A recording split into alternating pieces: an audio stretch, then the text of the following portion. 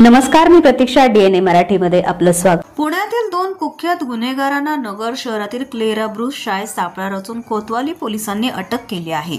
त्यांच्याकडून 4 पिस्तुलं, 34 जिवंत काडतुसे, 3 मोबाईल आणि 4 चाकी स्विफ्ट वाहन असा तब्बल 8,66,000 रुपयांचा शस्त्रसाठा हस्तगत करण्यात आला आहे. ही कारवाई पोलीस अधीक्षक सोमनाथ घारगे यांच्या मार्गदर्शनाखाली करण्यात आली. अटक करण्यात आलेल्या आरोपींची नावे रोहन राजू गाडे, वय वर्ष 30, बिबवेवाडी, पुणे आणि नवनाथ अंकुश ढेणे, वय वर्ष 29, राहणार वारजे, माळवाडी, पुणे अशी आहेत. हे दोघेही पुण्यातील गंभीर गुन्ह्यामध्ये वॉन्टेड असून खून, दरोडे आणि फायरिंग प्रकरणी त्यांच्यावर गुन्हे दाखल करण्यात आले आहेत. या प्रकरणी police head constable Salim Ramzan Shaikh यांच्या फिर्यादीवरून कोतवाली पोलीस स्टेशन अहिल्यानगर येथे गुन्हा दाखल करण्यात आला आहे.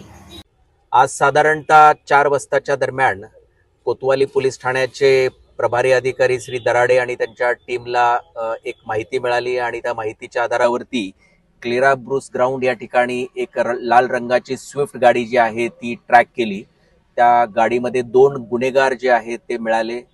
त्या 2 गुन्हेगारांच्याकडं 4 वेपन्स मिळालेले आहेत. त्यांच्याकडे 34 राऊंड्स आणि 2 एक्स्ट्रा मॅगझिन मिळालेले आहेत. त्या गाडीमध्ये 3 बोगस नंबर प्लेट्स आहेत आणि हे गुन्हेगार जे आहेत हे उमरटी MP वरून हे जे वेपन्स घेऊन पुण्याकडे चालले होते अशा पद्धतीची माहिती मिळालेली आहे.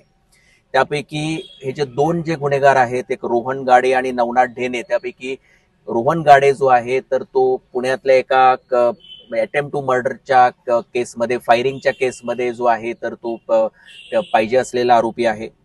आणि आता सुद्धा जे माहिती मिळाली किंवा यांच्या प्राथमिक सांगण्यावरून हे पुढे जाऊन म्हणजे एक त्यांच्याबरोबरच वाद असलेल्या एका दुसऱ्या टोळीतल्या सदस्याला, म्हणजे त्याला एक चॉकलेट नावाचा एक कोणी व्यक्ती आहे तर त्याला मारण्याचा प्लॅन यांचा होता आणि त्यासाठी यांनी हे जे शस्त्र आहेत ही खरेदी केल्याचं हे प्राथमिक यांच्या सांगण्यामधून आलेलं आहे.